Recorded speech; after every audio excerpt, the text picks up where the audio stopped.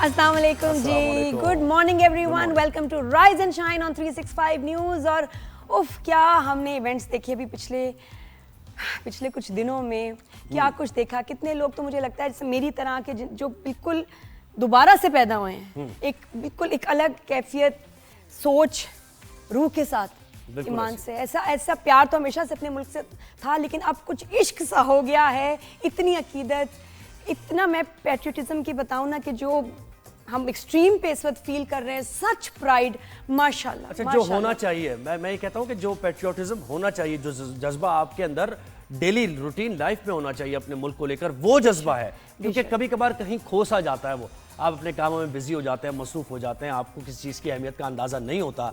लेकिन जब वो इवेंट्स इस तरह के होते हैं तो फिर आपको पता चलता है कि किस बात की कितनी इंपॉर्टेंस है और कितना वो जज्बा। और बहुत जगह आप नहीं भी ज़ाहिर करते, बोलते नहीं, चलो ठीक है, लेकिन ये वो वक्त नहीं होता जब आपकी मुल्क की सेफ्टी की बात आती है, जंग की बात आती है, दुश्मन आपको घुस के मारना चाहता है, उसकी इतनी बुरी नीयत है, उसमें चुप रहना नहीं है। ज़ाहिर तो आपको चाहे आपका कलम करे, चाहे आपकी आवाज़ करे, जुबान करे, करना चाहिए। और जिन्होंने किया, मैं कहती हूँ माशाल्लाह, वो पता है इस जीत को और ज़्यादा एंजॉय कर रहे हैं, because you have a part two play. जो छुप गए हैं वो छुपे ही रहे, लेकिन और आप किस दिल, मैं कहती हूँ आप किस दिल से आप इजहार अब करेंगे। तो ये देखें, लेकिन इट्स ओके, पाकिस्तानी पाकिस्तानी है। आपने कुछ देखा नहीं, आपने ऑब्जर्व नहीं किया, ये जैकेट देखें आप। अरे माशाल्लाह, मतलब ये क्या बात है, आपने कुछ देखा ही नहीं है। मैं बिल्कुल देख रही हूँ, मैं तो कल से ही देख रही हूँ माशाल्लाह। जिस तरह सिंध गवर्नमेंट ने हमें कहते हैं एक्नॉलेजमेंट, जी बिल्कुल, सिंध गवर्नमेंट ने एक तकरीब का मीडिया को, सबसे बढ़ के जो शोधा को उन्होंने जिस तरह से अवार्ड्स दिए हैं, एक्नॉलेज किया है, शुक्रिया अदा किया है कि उसकी पूरी सेरेमनी हुई।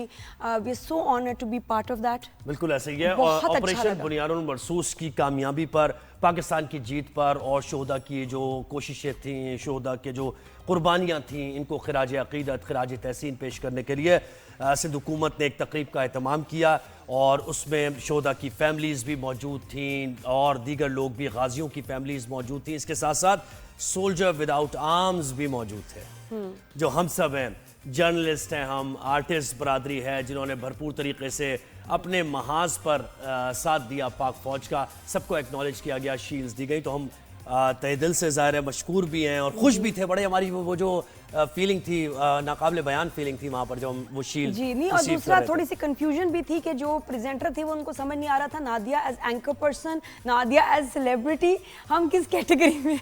नहीं, आप जर्नलिस्ट बरादरी में आ गई। अब नादिया एज ए जर्नलिस्ट। यार मैं सिर्फ पाकिस्तानी, मैं बस I am a very proud Pakistani, जिसको जो दो लफ्ज़ अगर बोल ले तो लोग सुनते हैं, ये एक और जिम्मेदारी की बात आ गई। तो मुझे बस ये लगता है कि मेरे ऊपर बहुत जिम्मेदारी है, ख़ास तौर पे अब, कि जो बात करनी है बहुत सही करनी है और असर तो रखती है, लेकिन अल्फाज, चीज़ें, मकसद बहुत जरूरी है कि हमारा नैरेटिव दुनिया को पहुंचे, हमारे लोगों तक भी पहुंचे, कि जो जरा सी भी कंफ्यूजन में है, जिनको सही जो न्यूज़ नहीं देखी, पता नहीं, एक अपना सुना के अपना कोई भी अगर ख्याल बना ले, ऐसा नहीं है। बिल्कुल। अच्छा, और नैरेटिव की जब हम बात करेंगे, इसकी वजाहत हमेशा मैं तो करता रहूंगा कि नैरेटिव का मतलब यह है कि सच और झूठ में तफरीक, यानी सच का नैरेटिव बयानिया हमने देना है और झूठ को काउंटर करना है। इसी तरह तो उस तकरीब में ज़बरदस्त मनाजिर थे।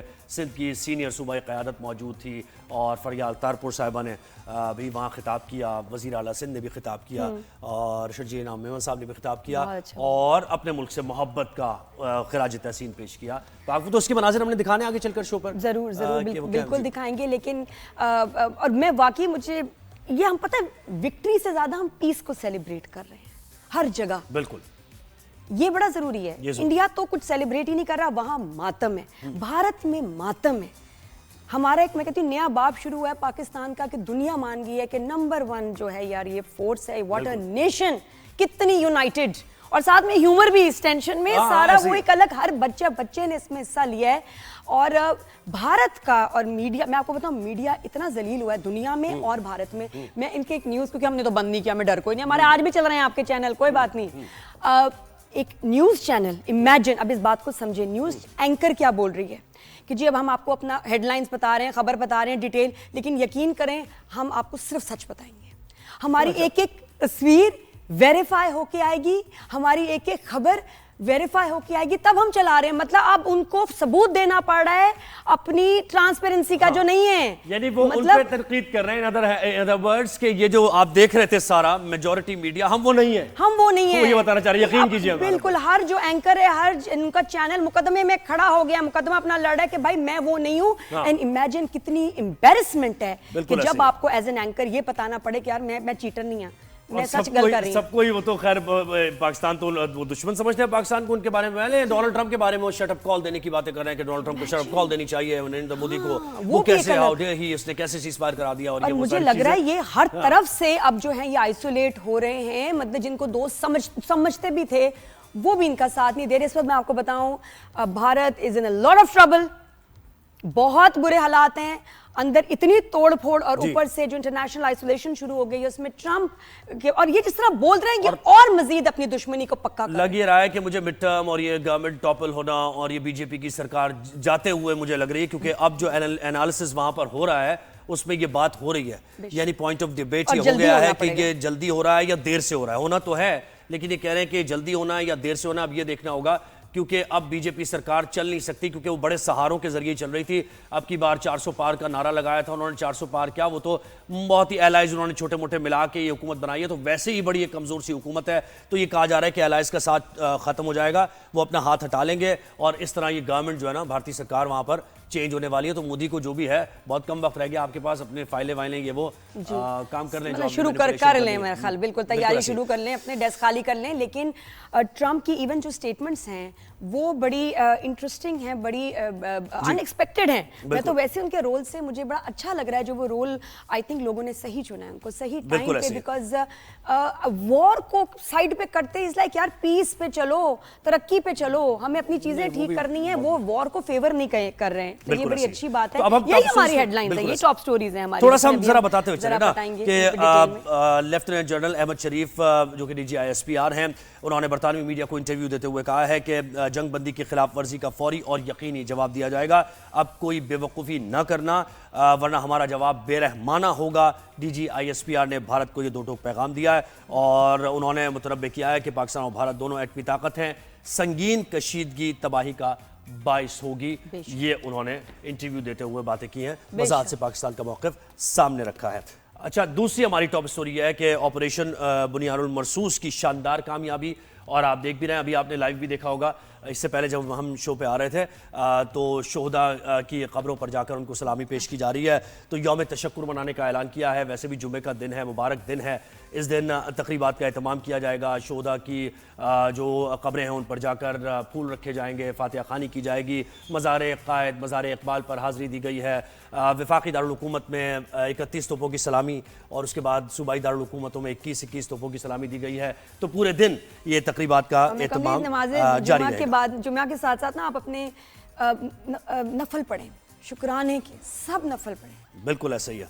तो एक मेन तकरीब भी होगी जिसमें चीफ ऑफ आर्मी स्टाफ, तमाम दीगर मुसल्लह अफवाज के सरबराहान और वज़ीर आज़म मियां मोहम्मद शहबाज शरीफ भी शिरकत करेंगे और खिराज अक़ीदत, खिराज तहसीन पेश किया जाएगा, अप्रिशिएट किया जाएगा जिन लोगों ने, जिन पाकिस्तानियों ने इस जंग में भरपूर तरीके से अपने वतन का साथ दिया है। अच्छा, इसके साथ साथ जल्दी से भी आपको बता दें कि सेनेट का भी इजलास हुआ है। ऑपरेशन बुनियानुल मरसूस की कामयाबी, सेनेट में करारदाद मंजूर की गई है। आर्मी, एयरफोर्स और नेवी ने पेशा वराना महारत का मुजाहरा किया, यह करारदाद में कहा गया है। ऑपरेशन ने पाकिस्तान की खुद मुख्तारी का तहफ़्फ़ुज़ किया। करारदाद का यह मतन है। वफाकी वज़ीर क़ानून आज़म नज़ीर तारड़ ने कहा कि पाकिस्तान ने भारतीय जारियत का भरपूर जवाब दिया है, मुसल्लह अफवाज को खिराज तहसीन पेश करते हैं। नायब वज़ीर आज़म इसहाक़ डार ने भी खिताब किया, जो आप मनाज़िर देख रहे हैं। उन्होंने कहा कि पाकिस्तान पर बेबुनियाद इल्ज़ाम तराशी की गई, भारत का वतीरा है। कौमी सलामती कमेटी ने भारतीय जारियत के जवाब में फौरी फैसले किए। पहलगाम वाक़े के फौरी बाद भारत ने एकतरफा गैर कानूनी इक़दाम किए। खित्ते की सूरत हाल पर दोस्त मुल्क राबते में थे। ये सेनेट इजलास भी कल हुआ है और एक मुत्तफ़िक़ा करारदाद मंजूर की गई है। ये मैंने करारदाद का मतलब माशाल्लाह, वी आर सेलिब्रेटिंग पीस जी। और पाक फौज ने एक और नगमा जारी कर दिया है, यलगार है के नाम से। बातिल यलगार है बातिल के लिए यलगार है। जरूर प्लीज प्लीज, ये नया नगमा जारी किया, मिली नगमा। थोड़ा आवाज भी इधर दे, आवाज अगर है, साउंड है जबरदस्त। और इसमें विजुअल्स देखें जो बड़े रियल ओरिजिनल फुटेज आपको इसमें नजर आ रही है, और शेयर करें जो हमारा ये एंथम विद द वर्ल्ड। यलगार है बातिल के लिए, यलगार है। तो आपने अच्छा, अब हम आगे बढ़े या फिर हम ब्रेक लेना, जरा बताएं एहसान हमें। अच्छा जी, तो नादिया एक बड़ी इंपॉर्टेंट टॉप स्टोरी है, टॉप स्टोरी भी है ये, और कल बहुत इस पे बात होती रही, ब्रेकिंग जैसे ही आई, भारत और चाइना का, जैसे आप कह रही हैं ना कि वो सिंगल आउट होता जा रहा है, तो भारत और चाइना का जो तनाज़ा चल रहा है, और मैं कहती हूँ कि बगैर किसी इस तरह से एग्रेशन, कॉन्फ्लिक्ट, कुछ भी नहीं, और फतह कर लिया उन्होंने। बिल्कुल ऐसा ही है। तो अपना जनाब क्लेम दे दिया, जो कि हिस्टोरिकली करेक्ट भी है, और इट इज़ इनक्रेडिबल, क्योंकि उनको जो आग लगी है भारत को इस पे कि भाई इस वक्त तो हम अभी इन चीज़ों से डील कर रहे हैं, ट्रम्प की बात हो रही है, लो जी चाइना ने भी देखो। बिल्कुल ऐसा ही है। तो जनाब चीनी हुकाम ने, बीजिंग हुकाम ने एक मरतबा फिर जिंगनान के मुताद्दिद मकामात के नाम तब्दील करने का ऐलान कर दिया है, और उनके तर्जुमान ने कहा है, वजारत दिफा की तरफ से भी बयान आया है, इससे पहले भी ये मामला चल ही रहा था, 2020 में भी एक स्कफल हुई थी और उस दौरान 20 फौजी मारे गए थे, चीन और भारत के दरमियान ये लड़ाई हुई थी। अच्छा, ये जो अरुणाचल प्रदेश है, इसकी लोकेशन भी आप जो कह रहे हैं ना कि मुश्किल में है भारत, वो इसीलिए है कि इसकी जो जोग्राफिकल लोकेशन है वो बड़ी नेपाल भी ज़ाहिर उसके करीब ही है, और फिर चाइना का बॉर्डर। तो चाइना ये कहता है कि अरुणाचल प्रदेश जो है वो इसका हिस्सा है, और इससे पहले भी जब मोदी से इनॉग्रेशन करने गए थे टनल का, तो उसके बाद भी चाइना का बयान आया था कि आप इस इलाके में, इस टेरिटरी में कोई मूवमेंट इस तरह की ना करें, कोई डेवलपमेंट वर्क, क्योंकि ये हमारी सॉवरेनिटी के ऊपर हमला होगा, बीजिंग की सॉवरेनिटी पर हमला होगा। तो जनाब ये सूरत हाल बन गई है, एक और नई लड़ाई, भारत ने हमारे साथ तो लड़ाई छेड़ी है, चाइना लेकिन अब वहां से प्रेस स्क्वीज होता जा रहा है भारत। तो ये ओपनली, और मैं कुछ रिसर्च वगैरह कर रही थी तो मुझे उसमें पता चला कि इंडिया का जो पानी को एज अ वेपन यूज कर रहा है हमारे खिलाफ, तो चाइना ने तो ऑलरेडी इनका जो है ना, इनके पानी को पकड़ा हुआ है। बिल्कुल, अब ये मुझे अब समझ आई कि इनकी जान क्यों निकली हुई है, क्योंकि कहते हैं कि जी पाकिस्तान का हम पानी कंट्रोल कर लें, क्योंकि चाइना इनका पानी कंट्रोल कर रहा है। बिल्कुल ऐसा ही है, बिल्कुल, और ऐसा कंट्रोल है कि जिससे वाकई ये बिल्कुल जो है ना, उसको क्या कहते हैं, ड्रॉट, और उस पे हो जाएगा, सैलाब आ जाएंगे। फिर एक डेटा होता है जो कि ये एक्सपेक्ट करते हैं कि वो उनको दे चाइना, कि जी मानसून में क्या, कितने सैलाब आने, क्या होना है, वो डेटा भी चाइना इनसे शेयर नहीं कर रहा। तो इनकी वैसे ही मेरे ख्याल गिच्ची पकड़ी हुई है चाइना ने शदीद, और इस वक्त ये सिर्फ क्या कर रहे हैं, दुश्मन पे दुश्मन बना रहे हैं। ऐसे मौके पर ये फ्रंट भी भारत के लिए खुल गया, कितना नुकसानदेह भारत के ये है, खित्ते में क्या इसके असरात होंगे, ये हम जानेंगे IR एक्सपर्ट। और अभी तो एप्पल की भी वो बात करेंगे जो ट्रंप ने बोली है, एप्पल की बात की है कि एप्पल वहाँ जो है, अब हम वहाँ मैन्युफैक्चर ही नहीं होंगे, यूएस में होंगे। तो IR एक्सपर्ट हामिद खान अल-मशरिकी साहब ने हमें ज्वाइन किया, बहुत शुक्रिया हामिद साहब, आपने हमें वक्त दिया। ये मुझे बताएं कि ऐसी सूरत हाल में जब भारत बहुत ही ऑकवर्ड पोजीशन में है, पाकिस्तान से ये मुख्तसर जंग हार भी चुका है, चीन उधर दूसरी तरफ से प्रेस कर रहा है, नेपाल की सूरत हाल आपके सामने है, जरा खाका मंजरनामा थोड़ा एलोबरेट कीजिए हमारे लिए। इतने बुरे हालात उनके कभी भी नहीं थे। देखिए ज़ुहैब नादिया, बात यह है कि मोदी जो है ना, वो मुकाफाते अमल का शिकार हो रहा है। मोदी ने अपना, आपको याद होगा, आते ही इंडिया के शहरों के नाम बदलने शुरू किए, मुस्लिम शनाख्त मिटानी शुरू कर दी। उसने इलाहाबाद जैसे तारीखी शहर का नाम जो है वो प्रयागराज रख दिया। उसके बाद उसने, आपको पता है, ताजमहल के ऊपर बात हुई, बाबरी मस्जिद के तनाज़ा के ऊपर राम मंदिर की तामीर शुरू करा दी। सो वो चीजें जब उसने सारा कुछ किया, आज इंडिया उस मुकाफाते अमल का शिकार है जो मोदी के हिंदुत्व आइडियोलॉजी की वजह से पिछले 12 साल में इंडिया को एक सेकुलर रियासत से हटाकर आज इंतहा पसंद हिंदू रियासत तक पहुंचा दिया। अब वहां पर चीन ने क्या किया, चीन के पास जो है वो इंडिया की 6 बड़ी रियासतों को एकदम से काटने के लिए चिकन नेक का एक रास्ता है, क्योंकि वो 6 रियासतें इंडिया से सिर्फ एक 12 मील की पट्टी के ऊपर जुड़ी हुई हैं, और वो 12 मील की पट्टी जो है वो चाइना और बांग्लादेश के दरमियान में है, जिसको चाइना जब चाहे काट दे। और उन 6 रियासतों में ऑलरेडी आज़ादी की तहरीक चल रही है, उसमें आसाम, मिजोरम, नागालैंड, ये तमाम 6 रियासतें शामिल है। अब हो क्या रहा है, हो ये रहा है कि चाइना बड़ा क्लियरली पाकिस्तान के हक में खड़ा है पूरी दुनिया में। चाइना ने देखा कि इंडिया ने ये जितनी शरारत की है, इसके पीछे अब इसको सबक सिखाना जरूरी है, और इसको सबक सिखाने के लिए, जैसे अभी नादिया बड़ी सही बात कर रही थी कि पानी का हथियार, पानी के हथियार में जो इंडिया के सबसे बड़े 2 दरिया हैं, ब्रह्मपुत्र और गंगा, वो दोनों, एक कलकत्ता यानी बांग्लादेश से बहकर आता है और दूसरा चाइना से बहकर आता है, और दोनों ने ब्रह्मपुत्र पर तो चाइना ने पानी रोक के टेस्ट भी करके साबित कर दिया कि जब चाहे वो मुकम्मल तौर पर उसका पानी रोक सकता है। सो बात ये है कि अब इंडिया के अंदर मोदी के लिए सर्वाइवल, पॉलिटिकल सर्वाइवल भी मुश्किल होता जा रहा है, इंटरनेशनली वो तन्हाई का शिकार होता जा रहा है। ऊपर से सोने पे सुहागा जो इनका सबसे बड़ा साथी था अमेरिका, उसमें ट्रंप ने जिस अंदाज में इनको ह्यूमिलिएट किया है, मैं लफ्ज ह्यूमिलिएट इस्तेमाल कर रहा हूँ कि जी इंडिया में कोई आप सरमायाकारी ना करें, इंडिया में कोई आप तिजारत ना करें या कोई बड़ी कंपनियां ना जाएं। उससे ये जाहिर हुआ कि पूरी दुनिया में, जो मैं बार बार कहता हूँ, जो इंडिया ने एक बबल बनाया हुआ था अपना बड़ी मईशत होने का और ये बड़ी ताकत होने का, वो अब बर्स्ट हो चुका है। अब खित्ते के अंदर ये नजर आ रहा है कि पाकिस्तान एक बहुत बड़ी ताकत बनता हुआ उभरेगा इंशाल्लाह, और उसके अंदर सबसे बड़ी खूबी ये होगी कि दुनिया की इन्वेस्टर्स को भी, कंपनीज को भी पाकिस्तान आने के लिए मौका भी मिलेगा और वो इसको पूरा अवेल भी करेंगी। आपको याद होगा कि अर्ली 80s में जब IBM आना चाह रहा था, लेट 80s में और अर्ली 90s में माइक्रोसॉफ्ट अपने प्रोजेक्ट लाना चाह रहा था, तो उस वक्त इंडिया ने बड़ी खतरनाक लॉबिंग की पाकिस्तान के खिलाफ, जिसके नतीजे में इन्होंने सिलिकॉन वैली की बुनियाद रखी और बहुत कुछ किया गया। आज पाकिस्तान जहां खड़ा है, मेरा ख्याल है पाकिस्तान की बहुत बड़ी अपॉर्चुनिटी है। वहीं पर इंडियन अवाम को फैसला करना होगा कि वो मजीद भूख और नंग में रहना चाहते हैं या इस मोदी से जान छुड़ाकर, बीजेपी और इस हिंदुत्व आइडियोलॉजी से जान छुड़ाकर कांग्रेस जैसी मोतदल जमात को अगर आगे लाएंगे तो शायद इंडिया दोबारा अपने पैरों पर खड़ा हो जाए। वरना मैंने ये हमेशा से कहा है कि इंतहा पसंद और शिद्दत पसंद लीडर जो हैं वो अपनी कौमों की तबाही का बायस बनते हैं। बार बार मैं मिसालें देता हूँ मुसोलिनी की, हिटलर की और दूसरे लीडर्स की, कि उन्होंने इंतहा पसंद, जो भी सुपरमेसी के ऊपर आता है ना, जो नस्ल परस्ती के ऊपर आता है, मजहबी बुनियाद पे आता है, वो अपनी कौम के लिए तबाही का बायस बनता है। आज की दुनिया मोतदिल दुनिया है। आज की दुनिया में एक दूसरे को बर्दाश्त करना, तहम्मुल के साथ रहना, और सबसे बढ़कर ये कि दुनिया में तनाजात को जन्म ना देना। जैसे अभी आपने भी कहा कि इंडिया के तो अपने हमसायों से इतने ताल्लुकात खराब हैं कि मोहल्ले में किसी के इतने हमसायों से ताल्लुकात खराब, कह रहे हैं टर्की में कि जी हम इनसे बाइकआउट करते हैं, वहां घूमने नहीं जाएंगे। आप मतलब जाएंगे कहाँ? तो आसपास ये वो, आप तो मैं ख्याल पानी लेने भी घर से बाहर नहीं निकलेंगे आप नलके से, जो बुरे हालात हैं इनके। लेकिन सर ये बात ये देखें कि जो इंडिया ने ना झूठ बोला है दुनिया के साथ, इंडिया ने दिखाया है दुनिया को कि ये अंबानीज का इंडिया, लेविश वेडिंग्स, पैसा पानी की तरह जो है बाहर है, वो तो 5% भी नहीं है हिंदुस्तान का। ये क्या सही बात है कि 95% जो भारत है, बाकी वो एक अफ्रीका के मुल्क से भी बदतर उसकी हालत है।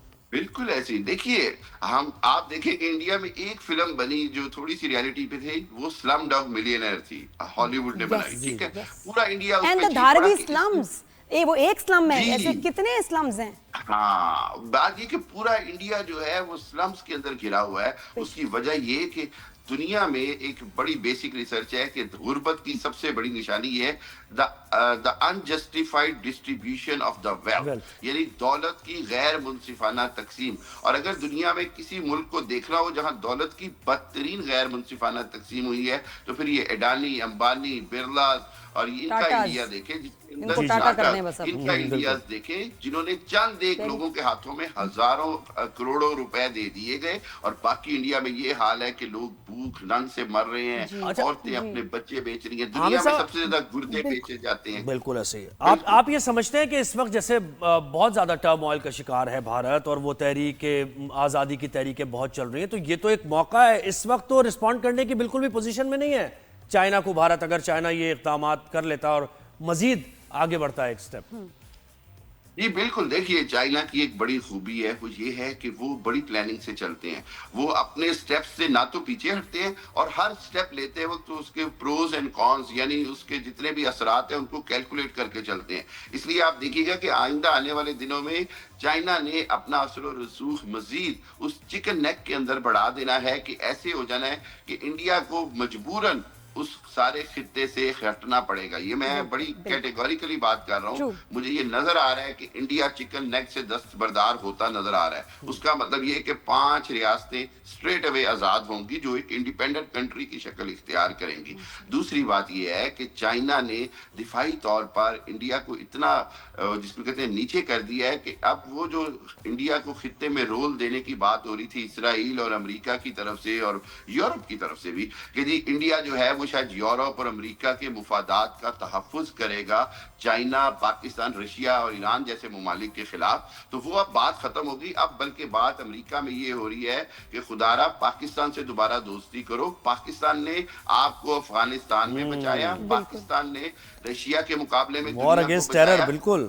और आप इनको अच्छा इनको कोई समझ नहीं आती, हर सवाल का जवाब ये terrorist, terrorist, hub of terrorism, terrorist nation, और कोई इनके पास एक्सप्लेनेशन ये भाई तुम्हारे जहाज कैसे गिरे, क्या हुआ, वो भी उसका भी जवाब ये है। बिकॉज इवन इनके renowned analyst have nothing to say, they have no answers. जी नादिया, इसका सादा सा जवाब पता है क्या होता है कि दुनिया में वाहिद मुल्क इंडिया है जिसने एक सर्टिफाइड टेररिस्ट को वजीर आजम बना दिया। यानी मोदी वो वाहिद शख्स था जिसको इंडिया ने सर्टिफाइड टेररिस्ट के तौर पर अमेरिका का वीजा कैंसिल करके अमेरिका आने पर बैन कर दिया वजीर आजम। कभी दुनिया में ऐसा शख्स भी वजीर आजम बना है? कोई शख्स नहीं बना। तो एक टेररिस्ट ऑर्गेनाइजेशन का सरबरा, आरएसएस वो ऑर्गेनाइजेशन जिसका मोदी सरबरा है इनडायरेक्टली, वो ऑर्गेनाइजेशन है जिसने इनके बापू यानी गांधी को कत्ल किया। गॉडसे वो शख्स था जिसने कत्ल किया, उसको आज ये हीरो बना दे। फिर ये टेररिस्ट की बात करते हैं, दाइश के कैंप्स जो हैं वो सबसे पहले इंडिया में बनाए गए। इंडिया से खुद इंडिया, इसराइल की और अमेरिकन एजेंसीज ने कहा कि दाइश की ट्रेनिंग जो है वो इंडियन कैंपों से हो रही है। फिर उसके बाद दुनिया में सबसे पहले ये बॉम्ब ब्लास्टिंग का टेरर कल्चर ये कहां से आया? आपको याद होगा, अखबारों में पढ़ा हमने कि जी 80s में कराची में, लाहौर में बम ब्लास्टिंग होती थी, वो सारी इंडिया ने। टेररिज्म एक्चुअली उल्टा चोट कोतवाल को डांटने और हो नहीं सकता इनके एंकर्स को ना पता, इनके लोगों को ना पता है। उनको पता है पता नहीं कौन सी बंदूक है इनके सर पे, या इतने ह्यूमिलिएट हो चुके हैं कि कहते हैं कि भाई यार फेस सेविंग के लिए झूठी बोलते हैं। सर सारे हालात ही जब कहते हैं ना कि बातें मुखालिफ चलती है तो आपके खिलाफ फिर लगता है कि बड़ा मुश्किल हो गया है। रशिया और चाइना को भी आपकी नजर होगी जो उनके ताल्लुकात कहते हैं पुतिन से बड़े। देखिए बात यह है कि रशिया और चाइना ने तो एक फैसला किया है कि अब हमने अगर यूरोप और अमेरिका की हेजमनी खत्म करनी है तो हम दोनों इकट्ठे हो जाएं। और आप देखिएगा कि आइंदा आने वाले दिनों में जहां जहां चाइना और रशिया इकट्ठे होंगे वहां वहां पाकिस्तान के मुफादात भी प्रोटेक्ट होंगे, उनका भी तहफ़्फ़ुज़ होगा। सर मेरे ख्याल आने वाले दिनों में इनके बच्चों को प्रैक्टिस करा दें, इंडिया का मैप बड़ा बदलने वाला है। दुनिया में ताकत का तवाज़ुन बेहतर हो रहा है। सर मैंने कहा इनका जो है 1 साल पहले जो यूरोपीय यूनियन के फॉरेन मिनिस्टर है उन्होंने कहा कि ये सदी जो है ये ईस्ट यानी मशरिक की सदी है, और इस सदी के अंदर जितना जो ताकत का तवाज़ुन 200-250-300 साल तक बरतानवी राज से अमेरिकी राज तक गया, अब वो चाइना और रशिया के राज की शक्ल में ईस्ट में जा रहा है। और जब ईस्ट में आएगा तो पाकिस्तान का रोल ऑटोमेटिकली डिफाइन होता है, पाकिस्तान की अहमियत ऑटोमेटिकली बढ़ती है। मैं ये कहता हूं कि अल्हम्दुलिल्लाह जहां हमारे पास मादनियात, अल्लाह ने हमें इतने वसाइल दिए हैं और ऐसा जज्बा, ऐसी आर्म फोर्सेस माशाल्लाह, और अल्लाह ने सब कुछ दिया, तो अब इंशाअल्लाह इतने दोस्त से पाकिस्तान के लिए बड़ा अच्छा वक्त आने वाला है। बिल्कुल ऐसे। बहुत शुक्रिया हमें साहब ने वक्त दिया और खित्ते की सूरत हाल से मुताल्लिक़ और इंटरनेशनली भी क्या कुछ हो रहा है। वापस आती हूँ, ये मैप में मुझे चेंजेस नजर आ रहे हैं। अच्छा आने वाले वक्तों में हिंदुस्तान का जो मैप है, आप तो हमारे मैप को, हमारी एग्जिस्टेंस को इस दुनिया से हटाना चाहते थे। सुना मैंने ये असल में आप मैप जाके देखेंगे ना जी, अभी आप कुछ मैप जाके अभी आप समझ नहीं आएगी। मैप आप जाके अरुणाचल प्रदेश का देखें, नीचे आ गया बांग्लादेश, बदल गया, ठीक है, वो बिल्कुल वो कह रहे हैं ना एक पतली सी गली से जैसे निकल रहा है अरुणाचल प्रदेश, वैसे ही हाथ से निकला हुआ है। वहां तहरीकें भी चल रही हैं। भूटान है, फिर नेपाल है, तो नेपाल के साथ भी आपके ताल्लुकात, बांग्लादेश से भी ताल्लुकात आपके खराब, पाकिस्तान इधर है उससे ताल्लुकात खराब, तो चाइना ने नहीं, अभी और चेंजेस आने हैं इंशाल्लाह। कश्मीर जो है आजाद होगा, वो भी आपके मैप में से गया हिस्सा। उसके बाद जो सिख भाई हैं उन्होंने भी अपना देखिए अपना मुल्क बनाना है, उनको भी आपको जगह देनी पड़ेगी, वो भी काट लीजिए। फिर चाइना जाना कहाँ है? चाइना के तो बहुत सारे क्लेम्स हैं। फिर आराम होगा, फिर आराम होगा, फिर समझेंगे, फिर रियलाइजेशन होगी, तो वक्त निकल चुका होगा। मतलब बच्चों को दे दें आप ये पेंसिल पेपर, क्योंकि भारत का नक्शा बदलने वाला है। बिल्कुल ऐसे ही है। तो आगे बढ़ते हैं, भारत की मजीद बात करते हैं। पहलगाम का वाकया एक फॉल्स फ्लैग ऑपरेशन जैसे कहते हैं, वो बना के उन्होंने इंडस वाटर ट्रीटी को मुअत्तल कर दिया। अब इस पर हमने तो आवाज़ उठाई, हमने कहा कि आप गलत कर रहे हैं, आपके पास कोई प्रूफ नहीं है। इंडस वाटर ट्रीटी आप एक तरफा आर्बिट्रेरी एक्शन से उसको ख़त्म नहीं कर सकते। 1960 में मुआहदा हुआ, वर्ल्ड बैंक ने इसको मीडिएट कराया। तो जब मीडिएटर भी नहीं है और इसकी जो शिक़ें हैं, जो सारी टर्म्स एंड कंडीशंस हैं, उसमें कहीं भी नहीं लिखा हुआ कि एक तरफा फरीक कुछ भी करेगा। न्यूट्रल आएंगे, सारे ऑब्जर्वर्स भी आएंगे, तो वो आकर फैसला होंगे और दोनों अगर बाहमी मुश्तरका तौर पर इत्तेफाक करेंगे तो वो चीज़ होगी। लेकिन बिल्कुल उन्होंने खैर कर दिया ये। लेकिन अब हुआ ये कि वर्ल्ड बैंक की तरफ से बयान आ गया, यानी ऑफिशियल बयान आया वाज़े तौर पर। बिल्कुल ऐसा ही है। तो जनाब वर्ल्ड बैंक ने अब वाज़े तौर पर यह कह दिया है कि सिंतास मुआहदे को एकतरफा तौर पर मुअत्तल नहीं किया जा सकता। वर्ल्ड बैंक के सदर हैं अजय बंगा, उन्होंने ये इंटरव्यू दिया हाल ही में और उन्होंने वाज़े किया है कि इस मुआहदे में यकतरफा तौर पर मुअत्तल करने की कोई शिक मौजूद नहीं है। तो as per the law Bharat ये काम नहीं कर सकता। तो एक और डिफीट भारत को हुई है। जब इस तरह के इक़दाम होंगे तो फिर ऐसा होगा। तो हमें इस पर ज्वाइन किया सैयद जमात अली शाह साहब ने, जो कि फॉर्मर कमिश्नर इंडस वाटर है। अब साबिक जी, बिल्कुल बहुत शुक्रिया आपने वक्त दिया सर। जी जी जी जी जी। अच्छा सर, मुझे बताइए कि हम तो ये कह ही रहे हैं कि एक तरफा ये नहीं हो सकता, वन साइडेड नहीं हो सकता। अब वर्ल्ड बैंक ने भी कह दिया। आप ये समझ रहे हैं कि वर्ल्ड बैंक के कहने के बाद अब भारत को पीछे ही हटना पड़ेगा और कोई ऑप्शन नहीं है? बहुत शुक्रिया जी। वर्ल्ड बैंक के जो प्रेसिडेंट हैं अजय बंगा, उन्होंने तो यही कहा है जो ट्रीटी में लिखा हुआ है जी। वर्ल्ड बैंक को ये मजीद भी चाहिए था ना कि वो इसको विड्रॉ करे लेटर को, लेकिन वो उन्होंने नहीं कहा। अगर ट्रीटी में की क्लासेज में नहीं लिखा हुआ तो उनको ये कह देना चाहिए, तो उसमें क्या रह जाए। सही है। तो ये जो है ना वर्ल्ड बैंक हो गए या इस तरह के इदारे, ये बहुत बड़ी ब्यूरोक्रेसीज हैं। हमारा एक इशू जो है वो वर्ल्ड बैंक के पास गया कि कोर्ट ऑफ आर्बिट्रेशन बना दें, उन्होंने बना दी और इंडिया ने कह दिया कि हम इस कोर्ट में नहीं आएंगे। तो फिर ये वर्ल्ड बैंक के प्रेसिडेंट की जो है वो, मैं समझता हूँ कि क्या हैसियत है, उसके पास क्या ये फोर्स है या ताकत है कि वो इम्प्लीमेंट करवाएगी। तो मैं समझता हूँ कि ये इंडिया ने ये जो अमल किया है ये तो बिल्कुल अनवारंटेड और गलत है। वो इसमें उड़ी में वाकया हो, पहलगाम में हो, ट्रीटी का इससे क्या ताल्लुक है। ट्रीटी तो पानी की शेयरिंग 1960 में हमारा मायदा हो गया। हमें ये खुशी नहीं थी ये मायदा पर दस्तखत करते हुए कि 3 दरिया एक्सक्लूसिवली हम उनको दे रहे हैं, और जो हमें 3 दरिया मिल रहे हैं उस पर भी वो बिजली के मंसूबे, run of river hydro electric plants और दूसरे यूजेस उनको जो है वो दे दिए गए। लेकिन हैविंग सेड दैट, हमने डिस्प्यूट को किल करने के लिए ट्रीटी को एक्सेप्ट किया है। लेकिन अगर भारत जो है वो पाकिस्तान को सिद्ध के दिल से कबूल ही नहीं करता और हीलो बहानों से जो है वो न कोई रास्ता ढूंढता रहता है कि 3 दरिया तो मैंने छीन लिए, अब मजीद जो है 3 दरिया पाकिस्तान के हैं, इसमें से मजीद मैं पानी ले लूं, और ये बात रट लगाता है कि रिविजिट दी ट्रीटी को रिवाइज किया जाए। भाई आपने कोई प्रपोजल दिए हैं रिवीजन के लिए, आपने पाकिस्तान कमिश्नर को, गवर्नमेंट ऑफ पाकिस्तान को कोई प्रपोजल दी है? आप सिर्फ ये कहते हैं कि रिविजिट करना जरूरी है। आप प्रपोजल दें, कमिश्नर के साथ बैठें, इन चीजों को रिजॉल्व करें। नहीं होती तो गवर्नमेंट आ जाए, नहीं होती तो न्यूट्रल एक्सपर्ट है, कोर्ट ऑफ आर्बिट्रेशन है। लेकिन ये इसका हल नहीं है कि मैं पानी बंद कर दूंगा। बिल्कुल, अगर पानी बंद कर देंगे तो फिर मैसेज आपको मिल गया कि पानी फिर खुल जाएगा, तो फिर क्या होगा? नहीं तो सर मुझे बताएं कि कोर्ट ऑफ आर्बिट्रेशन जो बनी थी तो उसमें फिर यानी कोई तो कानूनी तौर पर तो कोई रास्ता फिर क्या रह गया हमारे पास? हम तो यूएन के बारे में भी बात करते हैं कि नहीं है, तो क्या मतलब कि जंग से ही मामला हल होगा क्या फिर? ये देखिए ना आप, जंग से मामलात हल नहीं होते, एग्रीवेट होते हैं। एक टेम्परेरी मैकेनिज्म होता है, ये प्रेशर के लिए होता है, पार्टीज को टेबल पे लाने के लिए होता है। लेकिन इंडिया को ये बात जो है उसके ज़हन में आ ही नहीं रही, और पहले ही ट्रीटी के खिलाफ लोग चल रहे थे 1970 के बाद। लेकिन अभी जो मोदी साहब तशरीफ लाए हैं, हिंदुआता जो है उन्होंने ऐसा जो है ये माशरे में ये घोल दिया है कि आपने ये देखा होगा, लोग क्या, मीडिया क्या, वो पाकिस्तान के खिलाफ इस तरह बातें कर रहे हैं जैसे कोई जो है ना वो एक बड़ा आदमी जो है वो समझता है कि ये छोटा आदमी है और उसमें उसकी तजलील करता रहूं। ये पाकिस्तान को एक्सेप्टेबल नहीं होगा।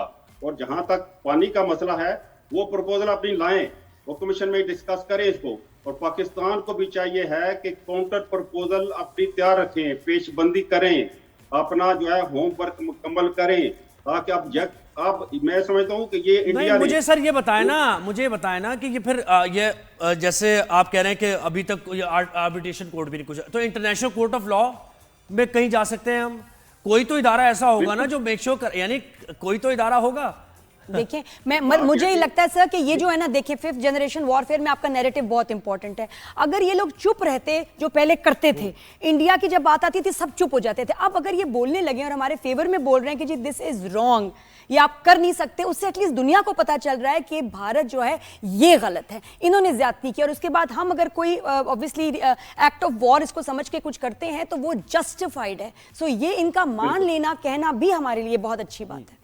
वो ठीक है, ये ठीक अच्छी बात है। मैं कहता हूँ कि ये उन्होंने जो ये बात की है, लेकिन मैं समझता हूँ कि यूएन सिक्योरिटी काउंसिल में ये जाना चाहिए है कि पाकिस्तान का पानी अगर बंद कर देता है, अभी तो ये उसके पास कैपेसिटी नहीं है या कैपेबिलिटी नहीं है, लेकिन अगर प्राइम मिनिस्टर ऑफ इंडिया ने ये बात कर दी है तो इसको बड़ा सीरियस लेना चाहिए है। ये पानी में ऐसे प्रोजेक्ट्स बना सकते हैं कि जो ट्रीटी वायलेटिव हों और बेसन के बाहर भी पानी निकाल सकते हैं। इनके पास इस तरह के चुनाव पर जो 1-2 जगह पर लोकेशन मौजूद हैं, तो लिहाजा इन इश्यूज को जो है अब 3 इश्यूज हैं। अब ट्रंप साहब ने भी अपनी एंट्री इसमें डाल दी है। भाई अगर वो हम बात ही करते रहेंगे, लेकिन हमें तो चाहिए है कि बात जो होने के जी सबसे पहले तो ये है कि ये ट्रीटी की जो हेल्ड इन अबेंस का जो है ना, ये लेटर विड्रॉ करे इंडिया, और बाकी चीजें जो है वो मुद्दे हैं 2 वो चलते रहें। लेकिन ये नहीं हो सकता कि हम सालों साल इस बात पर डिबेट करते रहें कि टीटी जो है वो इंडिया चला दे और हम जो है हम इस पर जो है ये टॉक्स करते रहें, बैठे रहें। तो ये हमारे लिए एक डिफिकल्टी है। और जैसे आप फरमा रहे थे कि फिर क्या होगा, मैं समझता हूँ कि यूएन सिक्योरिटी काउंसिल में ये जाया जाए। और दूसरा बात इंपॉर्टेंट है कि कितने मुल्क हैं दुनिया में जो कि कोर राइपेरियंस हैं, अपर और लोअर राइपेरियन है। तो इंडिया ये एक मिसाल कायम कर रहा है कि ऊपर वाला पानी नीचे वाले का पानी बंद कर दे। क्या चाइना अगर कल इंडिया का पानी बंद कर देगा तो यही सूरत हाल होगी? तो मैं समझता हूँ कि ये एक जो है ना खिलवाड़ जो उसने शुरू कर दिया है, ये दुनिया को हिला कर रखते। बेशक सर, बहुत शुक्रिया, थैंक यू सो मच। और मैं मीडिया ने जो बकवास की है, जो हम सब ने सुनी है, तो जी आपको मैं कहूँगी एंकर्स को कि आपकी नेवी ने तो कराची फूंकने में अपना हिस्सा नहीं डाला, लेकिन मोदी सरकार की तबाही में यूनाइटेड स्टेट्स ऑफ अमेरिका और चाइना ने अपना हिस्सा डाल दिया है। बिल्कुल ऐसी है। तो आगे बढ़ते हैं। और कल हमने परसों सूरत हाल देखी कि जो भारत में मुसलमानों के खिलाफ हो रहा है वो सबके सामने ही है। अब वो आर्मी में भी, भारतीय आर्मी में भी जो मुसलमान हैं जो आपके ऑपरेशन को लीड कर रहे हैं, उनके खिलाफ भी इल्ज़ामात लगाए जा रहे हैं। कल भी हमने दिखाया था आपको। तो हिंदू मुस्लिम फसादात कराने की पता नहीं कोशिश की जा रही है, यानी की जा रही, समझ नहीं आ रहा है कुछ है। सोफिया कुरैशी साहिबा जो कि कर्नल सोफिया कुरैशी जो कि मंजर आम पर थी, वो अब मंजर आम से गायब हो गई हैं। उनकी बहन को भी ट्रोल किया गया है, जो फैशन डिज़ाइनर हैं और बीजेपी के रहनुमा विजय शाह ने उन्हें दहशतगर्दों की बहन करार। अब देखिए कि मतलब मुसलमान हो चाहे इनकी आर्म फोर्सेस में हो, उसको कितना ही, उसको भी नहीं है छोड़ते। और हम अपने आर्म फोर्सेस के फौजियों को चाहे किसी भी मजहब से हो, कहाँ बिठाते हैं? यहाँ सर पे पलकों पे, दिल में। और तुम लोग ये करते हो, इस मुल्क को सर्व करोगे? ये इस काबिल है? ये इस मुल्क की जो इनकी हुकूमत है, इनको कैसे आप सर्व कर सकते हैं? नहीं कर सकते। ये तबाही है भारत की ये हुकूमत। बिल्कुल ऐसे ही है। तो major general retired Zahid Mahmood साहब ने हमें ज्वाइन किया है। जाहिद साहब, ये तो देखे ना कि अपने हाथों से वो अपने आप को कमजोर कर रहा है भारत। हमने तो सिर्फ रिटेलिएट करना है और हमने तो सिर्फ उसका जवाबी कार्रवाई करनी है, बाकी सारा काम वो खुद कर रहे हैं ऑलरेडी। उनके जो नजरियात हैं, जो अपने वो आइन को रोंद रहे हैं, अपने सोशल फैब्रिक को वो तबाह कर रहे हैं। तो हमें कुछ करने की जरूरत नहीं, बस नजर रखना है हमने भारत पर। यानी फौज में जो मुसलमान हैं उनके ऊपर दहशतगर्दों की सहूलतकारी का इल्जाम लगा रहे हैं। क्या सोच है? जी बिस्मिल्लाहिर्रहमानिर्रहीम। देखिए ज़ुहैब एंड नादिया, ये वी नीड टू अंडरस्टैंड कि एक माइंडसेट है जी, और it has to do nothing with the किसी भारत या किसी मुल्क या किसी खित्ते का ये नहीं है जी। जिसमें जो इनका हिंदुत्व का जो नेशनलिज्म है वो इतना लीड कर जाता है कि इनकी पॉलिसी हेट बेस्ड है जी। हेट बेस्ड आइडियोलॉजीज के साथ डोमिनेशन एंड ब्लड, ये इनका बेसिक फार्मूला है कि आप इतना ब्लड बात करो, इतना डोमिनेट करो कि आप अपनी हिंदुत्व को फैलाते रहो। और हमेशा, और खासतौर पे जब से बीजेपी आई है जी पावर में, इन्होंने इतना hate mongering, hate against Muslims अभी आप बिल्कुल आप ठीक कह रहे हैं कि हम ऐसा करते हैं कि पाकिस्तान के फैक्टर को जरा साइड पे कर दे जी पाकिस्तान के खिलाफ, क्योंकि पाकिस्तान के भी अंदर जो नफरत का फंडामेंटल चीज है वो ये है कि ये मुसलमानों का मुल्क है। टू नेशन थ्योरी का बेस जो है वो गलत है, या उसमें सिर्फ हिंदुओं का ही जिक्र होना चाहिए था मे बी, तो फिर तो इनको ठीक था। और ये कहते हैं कि जो ला इलाहा इल्लल्लाह मोहम्मद रसूलुल्लाह पे ये स्टेट बनी है ये मुसलमानों को स्ट्रेंथ पहुंचाती है, और न सिर्फ इस रीजन के मुसलमानों को बल्कि ये पूरी दुनिया के मुसलमानों को स्ट्रेंथ पहुंचाती है। ये अजीब सा एक मुल्क हमारे नेबरहुड में आ गया, ये उनकी सोच है कि जिस पे पाबंदियां लगती हैं या सख्ती होती है तो ये कभी न्यूक्लियर हो जाता है, कभी मिसाइल प्रोग्राम ले आता है, और हमारी अजारादारी नहीं मान रहा, और हमारी जो एक्सपेंशनिस्ट पॉलिसीज है उनको चेक करते हैं। बल्कि ये इनकी जो नफरत है जी ये अंदर मुसलमानों पर भी बहुत है। तो पाकिस्तान को अगर हम साइड पे रखें तो अंदर क्या कर रहे हैं? कश्मीर के मुसलमानों की हालत आपने देख ली है। रिसेंट पास्ट में वक्फ बिल हुआ है जी, जो मुसलमानों की अमलाक का सिक्योरिटी है, उनकी जो प्रोटेक्शन है उसके बीच में बहुत सारी चीजें थी। अब थोड़ी सी और बैकग्राउंड में चले जाए, 1948 में गांधी को इसलिए मार दिया गया था कि वो मुस्लिम हिंदू फ्रेंडशिप का चैंपियन होता था जी। वो कहता जी मुसलमानों की अमलाक का ख्याल रखो, इनको उतना ही इक्वल हिंदुस्तानी समझे जाओ। तो मारा किसने? गॉडसे वाज आरएसएस गाय।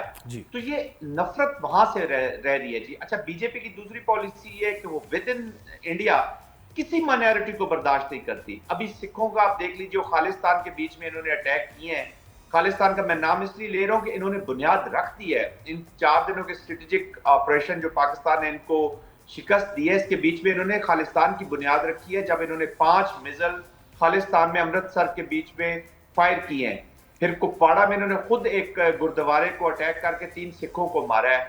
नजर सिंह का मर्डर कनाडा में, और गुरबख्श सिंह का plot for murder in America, American अदालतों ने इनको इम्प्लीकेट कर दिया। फिर इसी तरह जो दलित्स हैं, फिर 7 सिस्टर स्टेट्स में आप चले जाएं तो जो क्रिश्चियंस के साथ वहां पे हो रहा है। तो कहने का मकसद ये है कि ये नफरत के ऊपर बेस करके इन्होंने किया है। यू आर 100% राइट कि इंडिया की डिसइंटीग्रेशन की तरफ चीजों को लेके जा रहा है। बहरहाल Pakistan has to take care of this mindset, क्योंकि ये हमला करने से, ये वो बिच्छू है जिसको आप पानी से निकालते रहेंगे, ये आपको डसता रहेगा, आप निकालते रहेंगे, डसता रहेगा।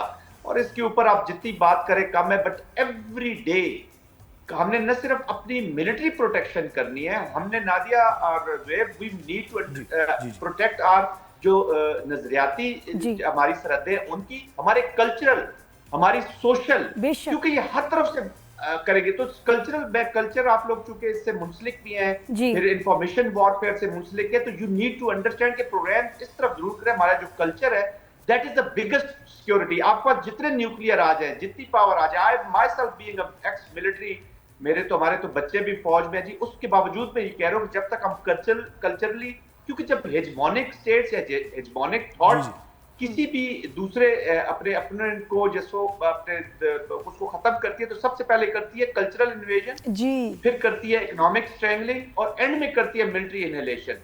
तो हमने अपनी सोसाइटी को, अपने रिलीजन को, अपनी सोच को, अपनी हाइब्रिड की जो इनकी एप्लीकेशन सब एज अ होल हमने अपनी प्रोटेक्शन करनी है। सर बहुत अच्छी बात की आपने। मैं बल्कि शुरू में कह भी रही थी कि इस वॉर का एक रीजन जो मोदी को तकलीफ है वो ये कि पाकिस्तानी कल्चर का वहाँ इतना आम हो जाना, इन्वेजन हमारे ड्रामाज ने जो है ना, कल्चरल इन्वेजन उसको लग रहा था, क्योंकि हमारे ड्रामे देखिए शुरू होते हैं नमाज मस्जिद के उसके शॉट से, लोग देख रहे हैं कि पाकिस्तानी तो भाई खुश हैं, अच्छा खाते हैं, अच्छा पढ़ते हैं, अच्छा रहते हैं, प्यार भी है, खुश भी है। इनको दिखाया हुआ कि जी ये तो बड़े बुरे हाल में है, और वो हमसे हमारे कपड़े पहनने लगे, हमारी बोली बोलने लगे, हमारी तरह रहने लगे। ये भी इनके लिए बहुत बड़ी थ्रेट थी, इसको तकलीफ थी। इन ड्रामों को इसलिए बंद किया, वरना वजह नहीं थी ड्रामों को बंद करने की।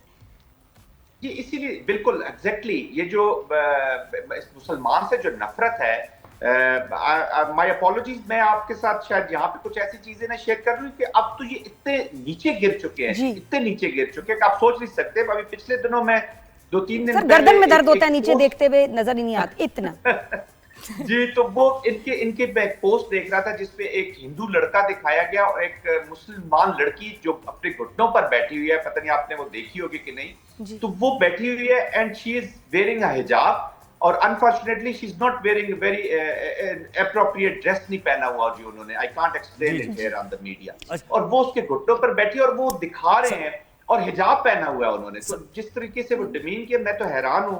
कि ये कैसे इनकी सोच है। फिर मैंने इनके कई बीजेपी के रहनुमाओं को, पॉलिटिकल लीडर्स को लो मेंटेलिटी, आई मीन उन लोगों के अंदर जिक्र करते हुए मुझे शर्म आ रही है कि उन्होंने जो कश्मीरी खवातीन के बारे में रिमार्क्स दिए कि आप लोग जाओ कश्मीर की औरतों से जाके शादियां करो ताकि तुम्हारी नस्ल खूबसूरत हो या बेहतर हो। तो यानी कि they are looking down upon the Muslims, खासतौर पे कश्मीर के अंदर।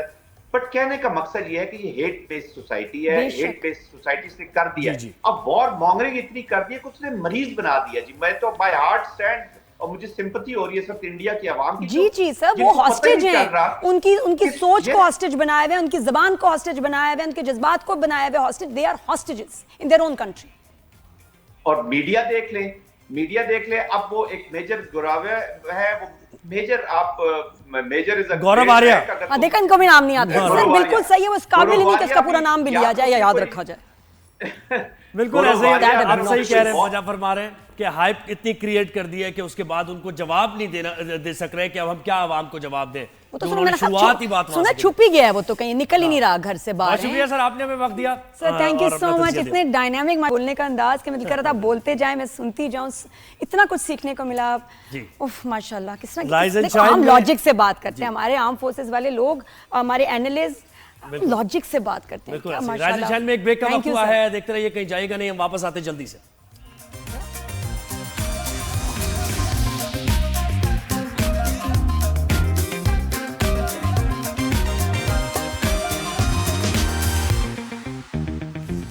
Welcome back after break. Welcome back तो कर दिया, इनको करना है वेलकम बैक। आप कहाँ देख रही हैं? हाँ नहीं, मैं देख रही हूँ शायद कोई कल्ला कुल्ला बादल नजर आ जाए। अच्छा बादल, मैंने कहा कि आप इंडियंस वाली हरकत, वो आसमान देख रहे हैं। हाँ, वो तो देख ही रहे हैं। वो तो अब उनकी ना गर्दन टेढ़ी होगी, ऊपर ही देखते रहते हैं। शाहीन तो नहीं यहाँ से गुजरा, पाकिस्तानी शाहीन। अच्छा, आप बादलों को देख रही हैं? मैं बादलों को देख रही हूँ, कोई मतलब इधर उधर से भटकता हुआ कोई 2-3 बादल यहाँ जो हों, लेकिन ये कि जो बरसने वाले हों, ऐवी जो अब फैशन परेड के लिए ना शो मार देना है आप, अपनी पार्टी के लिए आके ना घूम फिर के चले जाते हैं। जरा मुश्किल लग रहा है वैसे नादिया, क्योंकि मुल्क के बेशतर हिस्सों में आज से 20 मई तक हीट वेव का इम्कान है।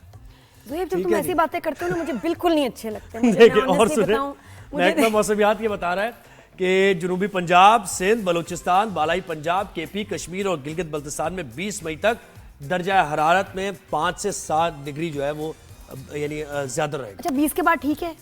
अब पता नहीं 20 के बाद पता करेंगे ना। अभी बहुत जरूरी है कि 20 के बाद ना मौसम ठीक हो जाए। 22 को मेरी सालगिरह है। अच्छा ठीक है, उससे पहले थोड़े से मौसम अगर प्लीज अल्लाह मौसम बेहतर हो जाए, करने अल्लाह ताला मौसम अच्छा हो जाए। हाँ जी भाई, जब आपकी जिस दिन सालगिरह मौसम कैसे बेहतर होगा, वो तो गर्मा गर्मी का माहौल। नहीं, ऐसी कोई बात नहीं है। मैं तो खुश हूँ। हर दिन हमें सेलिब्रेट करना चाहिए, क्योंकि हमारे लिए बड़े फख्र का माशाल्लाह मैं कहती हूँ टाइम है। पाकिस्तान जिंदाबाद। और थोड़ा सा मौसम पे बात करते हैं, लेकिन मौसम कोई और चाल चल रहा है जी। ऐसा हमारे रिपोर्टर से पूछे। जी, हमारे रिपोर्टर हमारे साथ है कराची से, हमें जमजम सईद ने मुझे और भी ना तो कुछ तकलीफ हो रही है। मसला एक ये मौसम की वजह से मैं कुछ आपको भी है ज़हन में, पीछे कुछ है, लेडीज जो हैं, ओहो दोनों लेडीज ही हैं माशाल्लाह। वेलकम, गुड मॉर्निंग भाई, बहुत मुबारक हो आपको।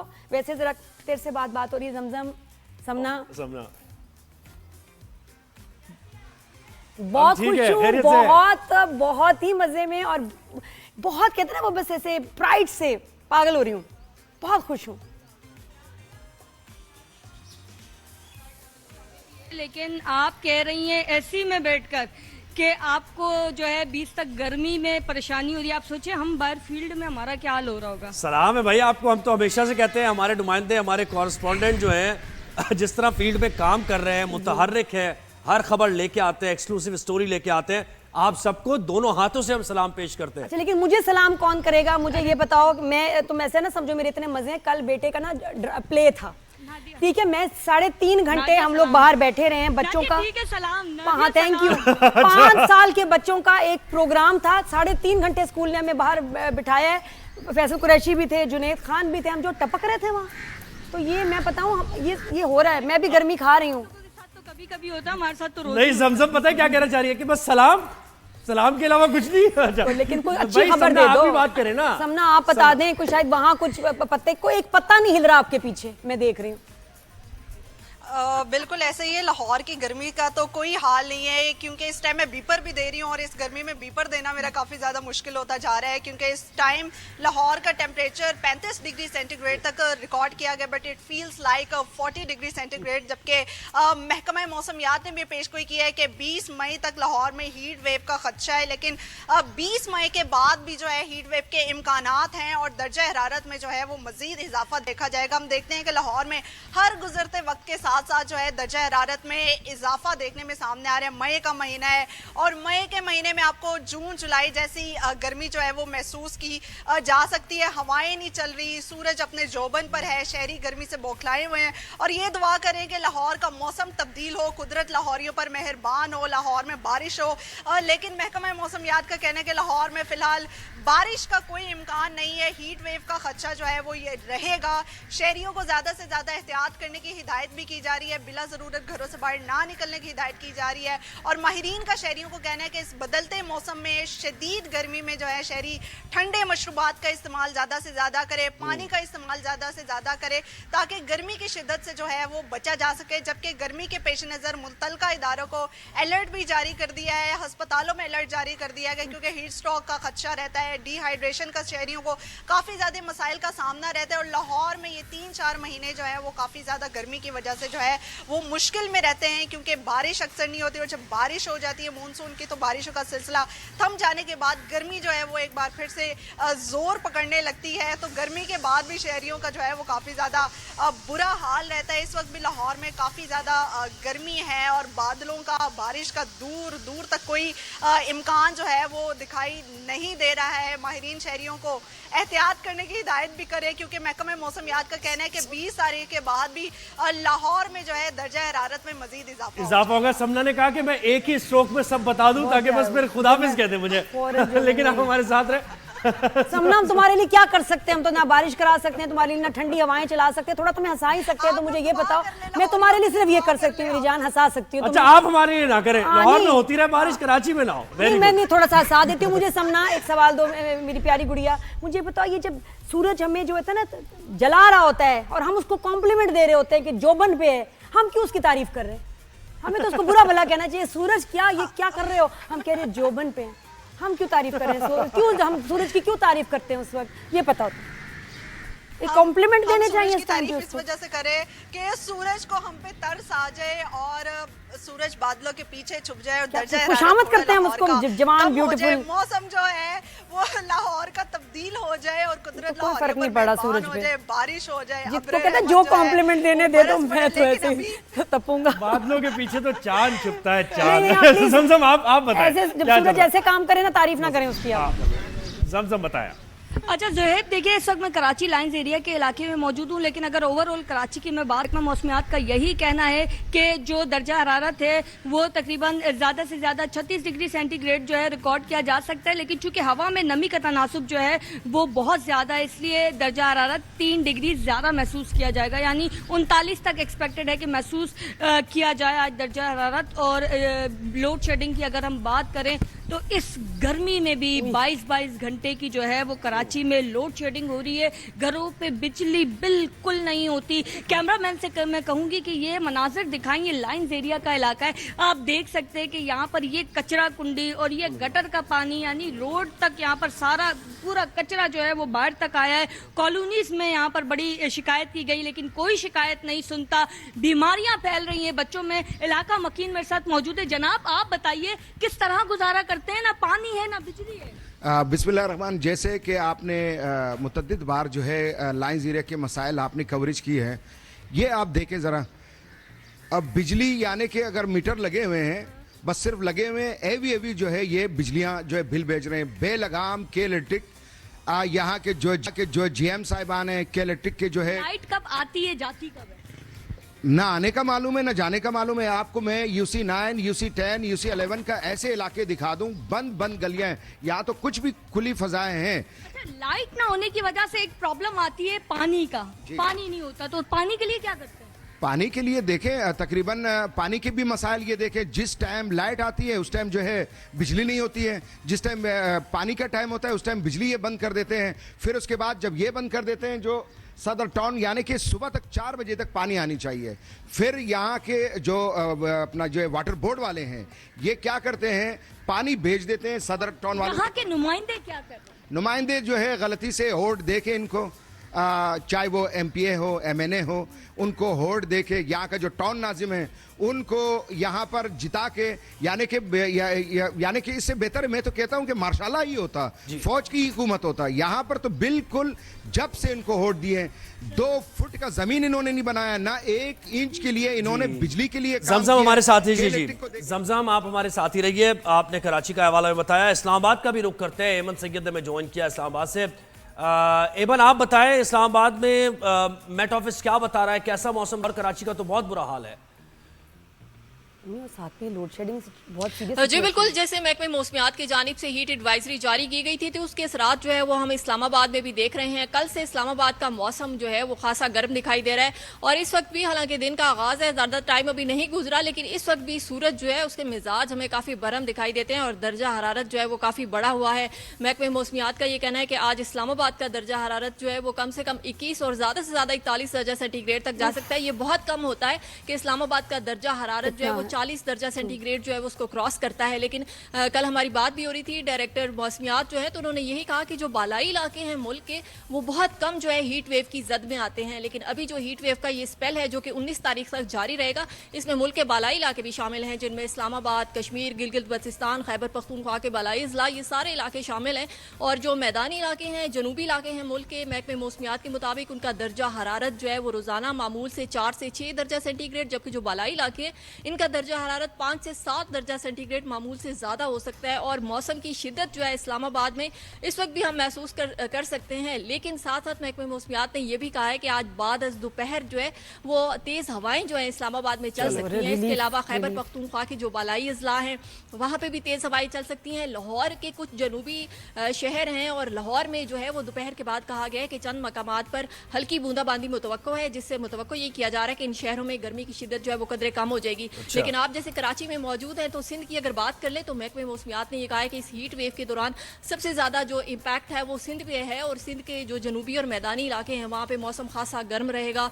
गर्द आलूद हवाएं जो है आज भी सिंध के कुछ शहरों में चल सकती हैं, लेकिन हीट वेव जो है वो काफ़ी ज़्यादा मुतासिर करेगी सिंध और बलोचिस्तान के जो अजला है। बहुत शुक्रिया। कराची से जमजम सईद ने हमें ज्वाइन किया, लाहौर से सबना कमाल ने हमें ज्वाइन किया। बहुत गर्मी में हमारे ये जो है रिपोर्टर्स खड़ी थी और रिपोर्ट कर रही थी। थैंक यू सो मच, बहुत शुक्रिया।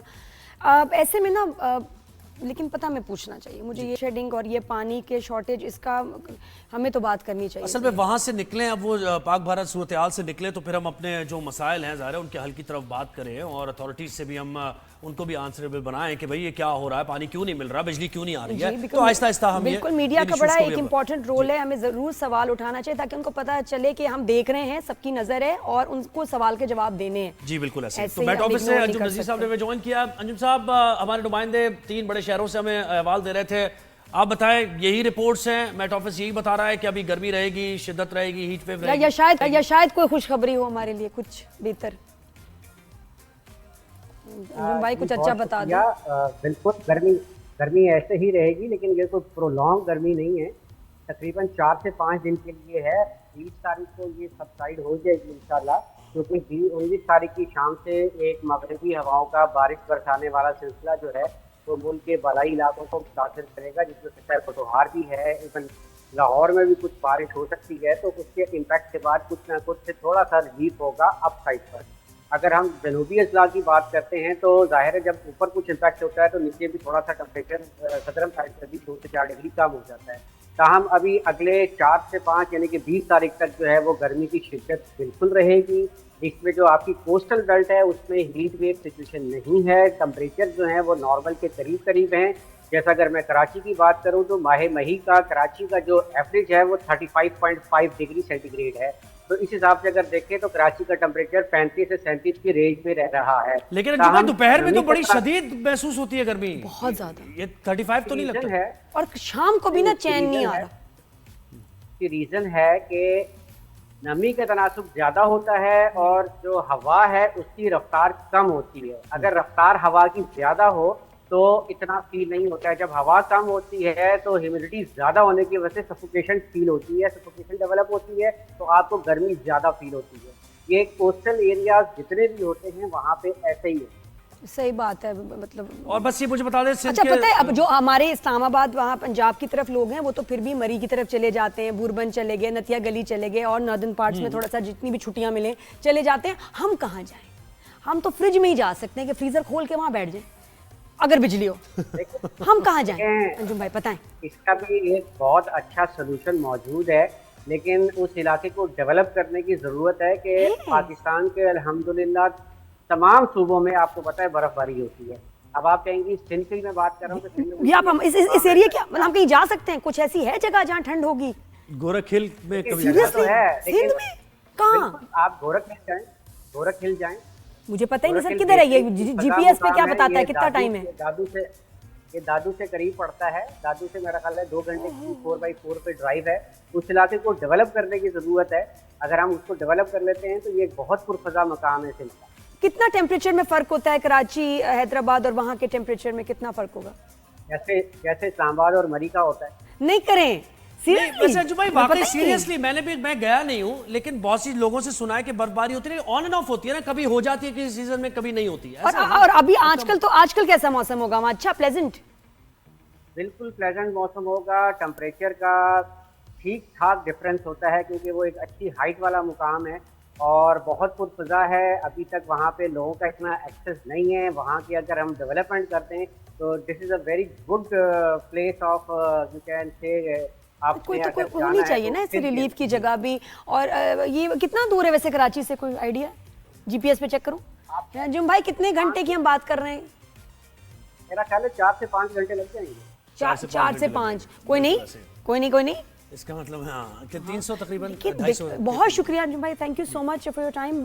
ये कितनी प्यारी बात बताई। मेरे पास इतनी खूबसूरत जगह है जहाँ टेम्परेचर का इतना डिफरेंस है, तो वो हम क्यों नहीं उसको डेवलप कर रहे? बिल्कुल, ये मैं किससे पूछूं? टूरिज्म डिपार्टमेंट से पूछेंगे ये। बिल्कुल, टूरिज्म डिपार्टमेंट से बात होगी और ये गोरख हिल स्टेशन को अगर ज्यादा आप डेवलप कर दें तो लोग वहां पर आएंगे, लोग अवेयरनेस है। अच्छा, ब्रेक कह रहा है एहसान में कि ब्रेक लेना। एहसान तो बहुत कुछ कहते हैं, क्या मतलब हर बात मान लें आपकी एहसान भाई? मतलब ब्रेक जब आप कहेंगे ब्रेक ले लेंगे हम। वैसे बात सही है, जब एहसान भाई कहेंगे ब्रेक लेनी हमें लेनी पड़ती है। वापस दी गल है, लेनी तो पेगी जी। तो ब्रेक लेते हैं, वापस आते हैं, देखते रहे rise and shine. Good morning everyone.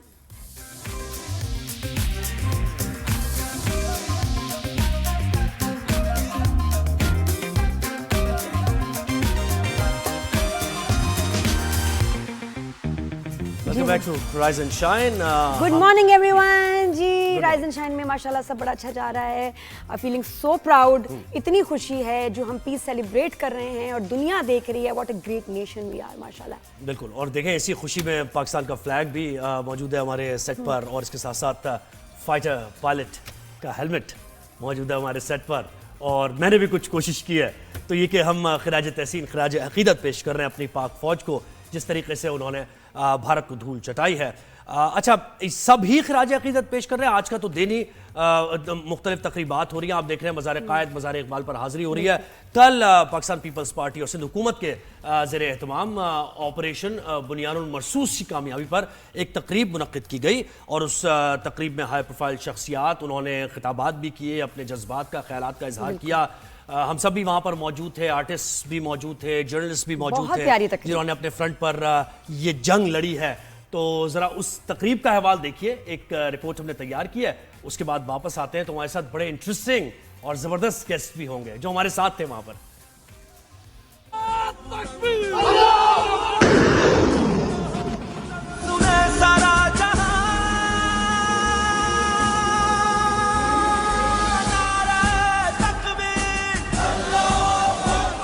अफवाज Pakistan की भारत के खिलाफ जीत पर मुल्क भर में जश्न मनाने का सिलसिला जारी है। कराची में पाकिस्तान पीपल्स पार्टी की जानिब से बड़ी तकरीब सजाकर फौजी जवानों को खिराज तहसीन पेश किया गया। तकरीब में वजीर आला सिंध मुराद अली शाह, वजीर इत्तलात शर्जील इनाम मेमन, सदर मुमलिकत की हमशीरा फरियाल तालपुर, नासिर शाह और आर्मी अफसरान समेत कई दीगर अहम रहनुमाओं ने खिताब किया। तकरीब में न्यूज 365 के morning show rise and shine के होस्ट जुहेब हसन, नादिया खान समेत ओवैस मंगलवाला और आयशा उमर को सदर आसिफ अली जरदारी की हमशीरा फरियाल तालपुर ने अवार्ड से नवाजा। पाक भारत जंग के दौरान नादिया खान और जुहेब हसन ने बेहतरीन कारकर्दगी दिखाई, जिसका एतराफ मेहमानों ने भी किया। मैं चाह नहीं रहा था कि इंटरप्शन करूं, आप इतनी जबरदस्त बातें दोनों कर रहे थे और मेरा जज्बा बढ़ रहा था ये सारी बातें सुन के। ऑनेस्टली आप जब बोल रही थी तो मैं ये समझ रहा था कि मुझे इन्होंने बुलाया क्यों है, कि इतना अच्छा आप बोल रही थी और मुझे सुनना इतना अच्छा लग रहा था कि मैं चाह रहा था कि बस आप बोलती जाए और मैं सुनता जाऊं। नादिया को अप्रिशिएट करना चाह रहा था मैं उनका, मैंने वो वायरल क्लिप देखा था जिसमें she pour out her heart, जिसमें उन्होंने क्वेश्चन किया सो कॉल्ड जो हमारे सुपरस्टार्स हैं जो इस अपने के फॉलोइंग की वजह से वो कोई कमेंट नहीं कर रहे थे। ज़ुहैब साहब एंड नादिया जी, आप you did a wonderful job. जिस तरीके से आपने पाकिस्तानी मीडिया ने बड़ी अच्छी इस पूरे 15 दिन के अंदर जर्नलिज्म की, आई विश कि भारतीय मीडिया भी इसी तरीके से पॉजिटिव जर्नलिज्म करता। अफवाज पाकिस्तान की कामयाबी ऐसी है जिस पर जितनी खुशी का इजहार किया जाए कम है। पाक फजाइया ने भारतीय फजाइया का गुरूर खाक में मिलाकर पाकिस्तानी कौम का सर फखर से बुलंद कर दिया। Today on 10th May at the time of Fajr, we have given a strong punch to our coward enemy. Alhamdulillah. नारे क्या बात है। अल्फाज कभी कभार एकदम से जहन में नहीं आता कि क्या बोले। अच्छा खैर, हमें ज्वाइन किया है Arnab Goswami. Where are you at the moment Arnab? Mister Zoheb, हाँ भाई Shafat, I would just like to correct you about few things. You talked about Pakistan Air Force defeating Indian Air Force. It's absolutely incorrect. I would like to correct you, Miss Nadia and Mr. Zohaib. You can debate on this issue with me anytime and place of your preference, but I'll tell you and I'll convince you that we did not get defeated. It was just our planes doing an amazing yoga in which they touch their heads to the ground and surrender. This is the sort of yoga which we do. This is a yoga. This is a new inspirational thing which we have all been doing for the last many thousand years. How are you, Mr. Zohaib and Mr. Nadia? Sorry, Miss Nadia. नहीं mister भी चलेगा, कोई बात नहीं। The way you have been talking for the last many weeks, it looks like you are no more Miss Nadia anymore. Mr. Nadia, Mr. the Nadia. She is Nadia, the journalist. नहीं शफात, मैं I must say you were so amazing. वो जो जिस time पे वो clip चली है, जिस तरह तुमने परफॉर्म किया on that show was just mind blowing. शाबाश, बहुत प्यारा। Thank you so much. बहुत प्यारा। लेकिन देखो हम तो चलो पैरोडी वगैरह भी कर लेते हैं, वहाँ तो असल वो क्या कार्टून शो चल रहा था, वो तो जेन्युइनली अपना ऐसे ही है, वो तो ऐसे ही हंसा रहे थे। मेरे ख्याल में बहुत ज्यादा मेहनत करने की जरूरत नहीं पड़ी, आधे से ज्यादा काम, बल्कि मेरे ख्याल में 80% काम तो खुद इंडियन मीडिया ने किया हमारा। जिस तरह की खबरें वो दे रहे थे, कभी कराची की बंदरगाह पे कब्जा हो रहा था, लाहौर की बंदरगाह पे कब्जा हो गया था, लाहौर में बंदर नहीं बंदरगाह कहाँ से आई। उसके बाद पिंडी के अंदर जो है वो मिसाइल और रॉकेट फायर हो गए थे। मुरीद के बेचारा ऐसी बिला वजह मशहूर हो गया। मुरीद के में हालांकि हम सिर्फ आज तक जो है वो चावल लेने के लिए रुकते थे जीटी रोड पे जाते हुए, मुरीद के मशहूर कर दिया उन्होंने, और बहुत सारे दीगर उन्होंने काम किए। तो हमें कोई बहुत ज्यादा मेहनत करने की जरूरत नहीं पड़ी। इंडियन मीडिया खुद एक बहुत बड़ा सर्कस बना हुआ था। मेरे ख्याल में कॉमेडी किया ना तो कॉमेडी की तौहीन होगी, लेकिन वो एक सर्कस था, उसमें बंदर उछल रहे थे, उसमें भालू नाच रहा था, उसमें शेर जो है वो आग के गोले में से छलांग मार रहा था। ये चीज आप कंपैरिजन कर सकते हैं, कॉमेडी उसको कहना मेरे ख्याल में कॉमेडी की तौहीन। बट वाकई वैसे ऑन अ सीरियस नोट कहते हैं कि सहाफत का जनाजा निकला है भारत में। सहाफत का जनाजा तो तब होगा कि जहां सहाफत होगी। मेरे ख्याल में वो वहां पे पहले दिन से सहाफत नहीं थी इस थ्रू आउट इस कॉन्फ्लिक्ट में। मैं पहले दिन से इस कॉन्फ्लिक्ट में उनका मीडिया देख रहा था, उनका मीडिया में सिर्फ सेंसेशनलिज्म की बात थी, गोदी मीडिया की बात थी, और गोदी से भी ज्यादा फिर वो जो चुन्नू मुन्नू की लाड़ियां थी अपनी आवाम के साथ, उसका एक बहुत बड़ा रोमांस था फेक न्यूज के साथ, जिसकी वजह से मेरे ख्याल में उनकी आवाम अभी भी एक डिल्यूजन में है। उनको लगता है वो ये जंग जीत गए हैं, उनको लगता है कि उनका एक भी तेजा उड़ नहीं पाया, उनका एक भी रफाल पाकिस्तान की सरहद के नजदीक नहीं आ पाया। हमारे JF-17 वहां जाके उनकी एयर बेसिस को बॉम्ब करके वापस आ गए, वो उड़ भी नहीं पाए, उनकी कम्युनिकेशंस हैक हुई, उनकी मीटिंग्स की तस्वीरें हमने अपने पास चला दी, उनके जहाजों में हमने अपने गाने चला दिए, उनके जहाजों की आपसी कन्वर्सेशन हमने रिलीज कर दी। उसके बाद भी उनको लग रहा है कि वो जंग जीते हैं। उसके बाद भी वो सही कहा था, गुलिस्तान जौहर को कैप्चर तो किया हुआ है लेकिन वो फुटबॉल गेम वालों ने। अच्छा, इस कॉन्फ्लिक्ट में एक और का नहीं बता रहे, लेकिन एक बहुत बड़ा जोकर जो है सामने आया, इनका मेजर रैंक ही लगाना इसके साथ रैंक की तौहीन है, लेकिन जो उसने इतना गंदा रोल प्ले किया है इस सारे उसमें, अर्नब वगैरह का तो स्टाइल फिर भी, गौरव आर्या, लेकिन नाम ही नहीं मनू उसका नाम लेना, इस काबिल भी नहीं कि इसका कोई नाम भी पूरा बोले और पता याद भी नहीं किसी को। बस तो वो उसका जो रोल था बहुत ही इविल एंड शॉकिंग था कि मतलब टीआरपीज लेने के लिए कितना गिरा है। लेकिन शफात देखे मीडिया में हम सभी हैं और इतना गुस्सा भी चढ़ता था, हंसी भी आती थी, लेकिन इतने हेट से उसने इतनी ढिठाई से झूठ बोला है। शफात, उसको देख के तुम्हें क्या तुम्हारे होते थे? और ये भी कि हम सब ने करंट अफेयर्स किया, आपने भी किया करंट अफेयर्स और करते भी रहते हैं, और फिर ये कितनी बड़ा डेंट है ये आपकी क्रेडिबिलिटी अगर खत्म हो जाए। और ये जब तुम देखते थे तुम्हारे क्या थे सेंटिमेंट्स उस वक्त, क्या सोचते थे?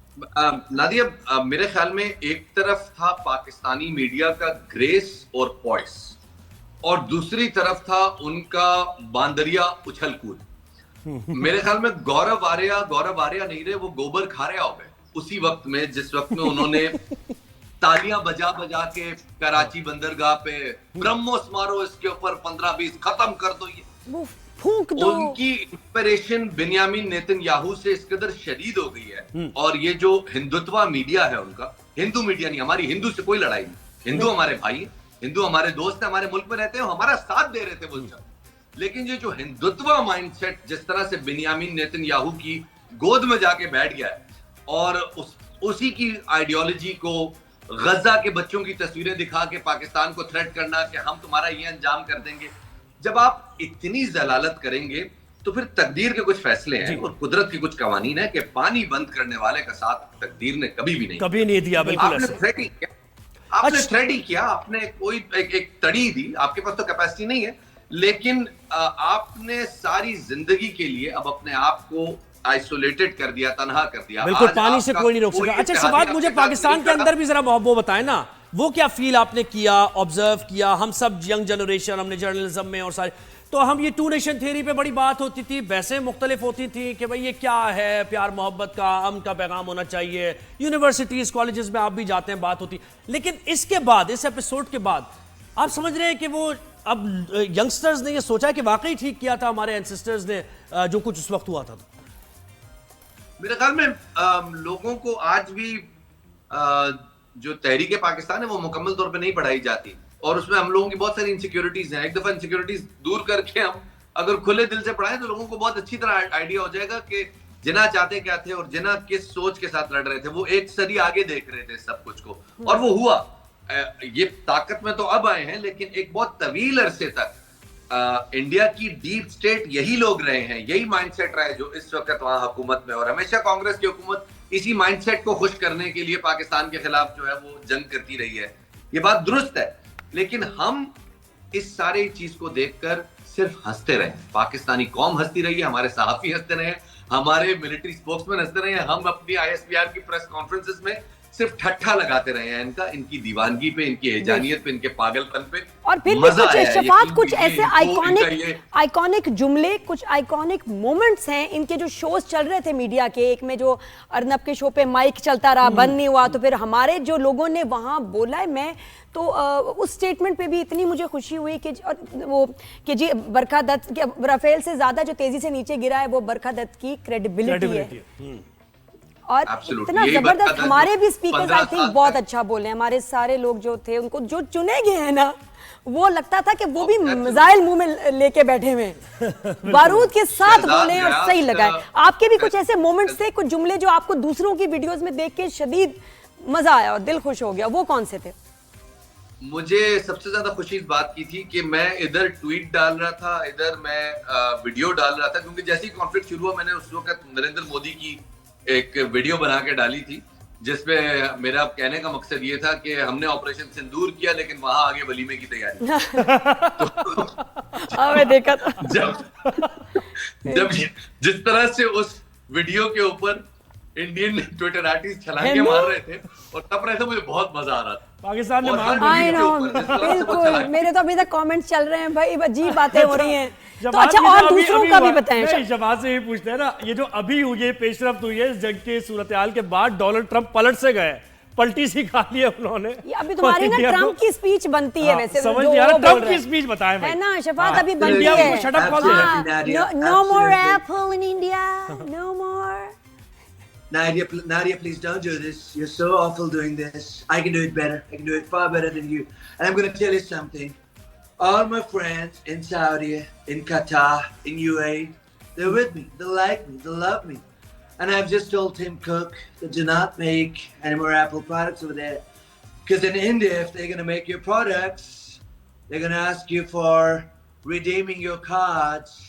They would say, sir, please do not redeem that card. Sir, please do not redeem that. I don't want that. I don't like that. And I'm going to tell you something. Now, things are going to change. We're not going to invest in India. We're going to invest in so many other countries. And on the morning shows in which there are people like Nadia, people like Zuhaib, people like Thank you, Kapat. Trump sir. Thank you. We're going to invest in them. We're going to talk to them. We're going to make them our correspondents. They're so beautiful, so lovely. I've been watching them ever since I was a child. यार शबात, दोस्ती का फायदा उठाते हुए मोदी भी हो जाए, दोस्ती का फायदा उठाते हुए रिक्वेस्ट से मोदी भी हो जाए। बड़ी आग भी लग रही है, बिल्कुल ये मोदी की आग लगी है, उसके बारे में बताओ। हम भारत नवासियों के साथ जो विश्वासघात किए हैं, भारत के जनता उस पे आपको माफ नहीं कर सकती। दोहेब जी, हमने आपका समर्थन करते हुए आप ही के देश में जितने भी आतंक अड्डे थे उनको निशाना बनाया और आपने उल्टा हमें पे हमला कर दिया, हमें पे युद्ध कर दिया। भारी बात जो है जी, भारी बात। अमेजिंग, मैं तो कहती हूँ ऐसी कुछ वीडियोस बना के ना ये पोस्ट भी करो, ये सारी ये चलता रहना चाहिए सिलसिला, बड़ा बड़ा जबरदस्त है। अच्छा पता है वहाँ के लोग अभी कमेंट्स भी अजीब कर रहे हैं यहाँ। अब हम जो भी स्टेटस लगाते हैं वीडियो, नीचे उनके पास कुछ रहा नहीं, ह्यूमिलिएशन की इंतहा है। और क्या लिख रहे हैं, हाँ जी भाई हैकर्स किधर गए, हमारे यहाँ तो बिजली है। मैं कहा वीडियो तो कुछ और कह रही है। वो 3 बातों पे लगे, हाँ भाई कर्जा लेने वालों, हाँ जी भाई ये दूसरी मैंने क्या बात की, यहाँ तो लाइट है। मैं कहा पोस्ट तो देख लो बेटा, लगाई क्या है। अब they have run out of even comments, अजीब फजूल आए बाएं शाएं 3 कमेंट से मैं ख्याल कॉपी पेस्ट करके ये वो लिख रहे हैं, बाकी लोग तो खामोश हैं। अच्छा शफात, मुझे भी याद आ गई जी। मुझे 2 मिनट दीजिएगा, मैं इस पे एक बात करना चाहता हूँ। 2 मिनट दीजिएगा। हमने उनके तेजा उड़ने नहीं दिए, उनके राफाल आए गिरा दिए, मिग गिरा दिए, सू गिरा दिए। अल्हम्दुलिल्लाह, अल्लाह का फजल हुआ, हमने गिरा दिए। उनके ब्रह्मोस ब्लाइंड कर दिए, उनका BrahMos air to air shoot कर दिया। हमारा फतेह 1 जाके उनके S-400 को हिट करके आया। उनके जो इंटरसेप्टर्स उड़े, हमने उनके इंटरसेप्टर्स को अपने मिसाइल से हिट किया। We alhamdulillah did phenomenal. Yet उनके इंटरसेप्टर्स उड़ने के बावजूद we hit our targets. Alhamdulillah we did phenomenal. उनको हमने कम्युनिकेशन ब्रीच किया, उनको हमने आउट क्लास कर दिया। हमारे जहाज गए, उनका एक जहाज नहीं उड़ सका। हम गए, हमने अपने टारगेट हिट किए, हम वापस आए। PAF की फतह है, पाक आर्मी की फतह है। हमारी नेवी हमारी समुद्री हदूद पे खड़ी रही, उस विक्रांत का इंतजार करती रही जिस विक्रांत से डराया जा रहा था। ना वो विक्रांत आया, ना उसने आना था। हम अपने इत्तेहादियों के मशहूर रहेंगे और उन लोगों ने आज़रबाईजान और तुर्की हो जिन्होंने इस मौके पे साथ दिया। अब वक्त है कि ये फायर बंदी, ये जंग बंदी हमारी शराइत पे, हमने शर्त रखी थी कि इस जंग बंदी में कश्मीर को शामिल किया जाए। कश्मीर हमारे कहने पे इस जंग बंदी में शर्त में शामिल हुआ है। अब मेरे ख्याल में बड़ेपन का मुजाहरा हो जाएगा और अब मेरे ख्याल में ये फतह 71 के जख्म को भुला देगी, एक बहुत बड़ा काम कर देगी कि अगर इस वक्त हम इंडिया को इस सारे अपर हैंड के बावजूद दोस्ती ऑफर करें। नादिया, जंग में मुल्क जीत जाते हैं, ज़ुहैब जंग में हथियार जीत जाते हैं, जंग में माएं हार जाती हैं। जिन माओं ने अपने बच्चे खोए हैं वो इधर भी हैं, वो उधर भी हैं। जिन माओं ने अपने जवान खोए हैं वो इधर भी हैं, वो उधर भी हैं। उधर ज्यादा है, इधर कम है, तादाद से फर्क नहीं पड़ता। एक माँ ने भी अगर अपनी औलाद खोई है, चाहे वो 7 साल का बच्चा हो, चाहे वो 3 साल का बच्चा हो, वो माँ हारी। तो उनकी खातिर एक दफा शफात, मुझे तो लगता है हमेशा ही हमने दोस्ती का ही पैगाम दिया है, लेकिन जब दुश्मन चाहता है यही है उसकी, मतलब एक्सट्रीमिस्ट लोग होते हैं, ये कभी दोस्ती चाहेंगे नहीं। अच्छा, थोड़ा सा ये पाकिस्तानी आर्टिस्ट पे जो बैन है, आज हम इस पोजीशन में हैं कि हम पूरी दुनिया को कह सकते हैं कि इस बावले को लगाम। हम तो कहते हैं, और अब तो हो रहा है, जो दुनिया की ताकतें हैं वो बिल्कुल लगाम डाल रही हैं। आप देखें कि चाइना की तरफ से, फिर तुर्की की तरफ से, ईरान उस तरीके से अब साथ नहीं है, सऊदीया की आप देख रहे हैं कि अलग सबबंदी हो रही है, तो एक अलग अलग ये अलग। शफात, ये थोड़ा सा बताना है, जो इतनी ना रशिया ना फ्रांस, कोई नहीं खड़ा उनके साथ। ये नहीं 3 पे तो खड़े होके वो हमसे बदमाशियां कर रहे थे, बिल्कुल नए रिकॉर्ड बनाया, country with the most enemies, सब अराउंड देम, दूर भी। अच्छा, वो फिर शफात बात करूंगी कि ये बड़े बदतमीजी वाले स्टेटस चीजें यही लगा रहे हैं, जो आपके आर्टिस्ट को बैन कर दिया है, बाइकआउट कर दिया, आपके ड्रामे यहाँ नहीं देखे जाएंगे, जैसे पता नहीं उसके बाद हमारी क्या नुकसान हमें हो जाएगा, क्या हो जाएगा? कुछ नहीं होगा, कुछ नहीं होगा। पहले कौन सा नादिया, हमने और आपने जाके इंडियन क्राउड में जो है ना वो बड़े बड़े शोज कर दिए हैं, और वहां पे जाके हमने कौन सा मतलब ट्रैफिक जाम कर दिया ना। पहले कुछ हुआ था ना अभी कुछ होगा। पहले भी वहां जो आर्टिस्ट गए हैं वो बेचारे अपने थ्रेट में कामते रहे, सिर्फ दोस्ती और सिर्फ आर्ट और सिर्फ मोहब्बत की खातिर के, और बुलाया जाता था उनको बुलाया जाता था, इंसिस्ट किया जाता था कि उनकी इतनी फैन फॉलोइंग, ऐसे तो नहीं चले जाते थे। होंगी, आपने देखा है कि वहां से जो लोग आते हैं वो किस तरह भींच के जप्पियां देते हैं हमें, और हम किस तरह भींच के जप्पियां देते हैं उन्हें। बिल्कुल सेम लोग हैं हम लोग। उन्होंने बंद कर दिया ना वीजे। अब देखिए शफात, वो मजहबी रसूमात भी अदा नहीं कर सकते अब पाकिस्तान में आकर, उन्होंने ये भी काम कर दिया है। घटियापन है। हाँ, अच्छा, मुझे कल की जरा तकलीफ की बात करते हैं। ताकतें पहली बार हमारे साथ खड़ी हो रही है, तो ये वक्त है कि इनके इस बावले को लगाम डाली जाए, भारत को बताया जाए कि आपने जिस शख्स को अपना लीडर बन के मुंतखब करवा दिया है, ये बुनियादी तौर पे एक दहशतगर्द है, इसकी सोच दहशतगर्द है। आपको तो यहाँ पे शक है ना कि हमारे पास दहशतगर्दी के अड्डे हैं। भैया, आपने तो दहशतगर्द को अपना वजीर आजम मुंतखब करके 3 टर्म्स दे दी है, अब क्या रह गया पीछे आपके पास? नहीं, वहां की आवाम तो हम कह रहे हैं हॉस्टेजेस हैं, वो तो उसको हॉस्टेजेस बनाया हुआ है, कुछ नहीं बोल सकते, सोचने नहीं सकते, कुछ नहीं कह सकते, देयर हॉस्टेजेस। अमेरिका और कनाडा में सिखों के पीछे जा रहे हैं, उनको मरवा रहे हैं, उनकी इंटेलिजेंस बाकायदा कह रही है, ऑफिशियल उनके बयान आ रहे हैं कि भारत की एजेंसीज मुलव्वस हैं इसमें, तो ये तो सब दुनिया को पता है इसका सब। अच्छा शफात, कल की तकरीब की बात करते हैं। एक चीज और मैं चाहूंगा, क्योंकि हम जब मुल्क से बाहर शोज करते हैं, नादिया आप भी बहुत जाती हैं, फ्रेक्वेंट जोहेब आप भी बहुत जाते हैं, हम जब भी शोज करते हैं वहां पे या मीट एंड ग्रीट्स करते हैं, एक बहुत बड़ी तादाद हमारे पास इंडियंस की होती है जो NRIs होते हैं, नॉन रेजिडेंट इंडियंस होते हैं। कंपैरेटिवली ये लोग जरा बाकी जो हिंदुस्तान में रहने वाले इंडियंस हैं उनके मुकाबले में जरा ज्यादा एक्सपोज्ड होते हैं, जरा ज्यादा बाउ डाउन होते हैं, इनका टेम्परामेंट हमारे साथ अच्छा होता है। लेकिन मैं चाहूंगा उनके थ्रू, क्योंकि इस वक्त हमें बहुत ज्यादा देखने वालों की तादाद NRIs की है, मैं एक मैसेज देना चाहूंगा कि यार अब टाइम है कि अपना थोड़ा जो ये जो आप लोगों का एग्रेसिवनेस है ना, जो आप लोगों की रोगनेस है, जो आप लोगों का एक एटीट्यूड है बड़ा रूड किस्म का, इस रूडनेस को कम करें। बिल्कुल। You are considered as the second most rude nation after Israel. तो अपना ज़ायनिज्म से इंस्पायर्ड होकर ये पता है वहां जो गोरे टूरिस्ट जाते हैं ना, जो वीडियो बनाते हैं, वो ये कहते हैं कि पाकिस्तान वाले इतने पोलाइट और इतने बदतमीज हैं। और ये शफात जर्मन करके देख चुके हैं, ये जर्मन ये काम करके देख चुके हैं, उनका हाल भी खराब हो चुका है। अच्छा, अब कल की तकरीब पे बात करते हैं शफात। सभी वहां पर हम थे और एक बहुत ही ऐसा माहौल था कि हम बयान भी नहीं कर सकते अल्फाज में, हम सब लेने गए अवार्ड। उस वक्त क्या क्या थी, क्या तासुरात और ख्यालात क्या थे, जरा वो शेयर करें। बिल्कुल, और ये थी हमारी जो मुझे सबसे ज्यादा खुशी इस बात की है कि पाकिस्तान पीपल्स पार्टी हमेशा बहुत सारे इनिशिएटिव्स में लीड लेती है, और इस इशू पे भी कि जब अपने जवानों के साथ और अपने ऐसे सोल्जर्स के साथ कि जिनके हाथ में बंदूक नहीं है, कीबोर्ड है, उनके हाथ में बंदूक नहीं है, माइक, उनके हाथ में बंदूक नहीं है, कैमरा है, जब उन सोल्जर्स के साथ खड़े होने का वक्त आया तो पीपल्स पार्टी ने लीड ली है, सिंध गवर्नमेंट ने लीड ली है। क्रेडिट जहां देना बनता है वहां देना चाहिए। इस बार इस हवाले से तो मैं सिंध गवर्नमेंट को मुबारकबाद पेश करूंगा। जो जज्बा था उस जगह में, ये बताना मुमकिन नहीं है अल्फाज में। बिल्कुल ऐसी बात है कि किसी आदमी ने जिंदगी में कभी सेब ना खाया हो तो उसको कैसे समझाओगे कि सेब का जायका कैसा होता है? क्या बात है शफात, यहाँ फाइटर पायलट के हेलमेट भी पड़ा है, तो पाकिस्तान एयरफोर्स को क्या कहना चाहोगे? AVM Aurangzeb, the national international hero of Pakistan air force. माशाल्लाह, मेरे तो जो है वो बहुत सारे औरंगजेब साहब से ताने बाने बनते हैं, और एयरफोर्स मुझे ये बड़ा एजाज हासिल है अपने हवाले से कि मैंने एयरफोर्स की एक फिल्म की हुई है और मैंने वो सारे प्रोसेस में से गुजर के आया हूँ।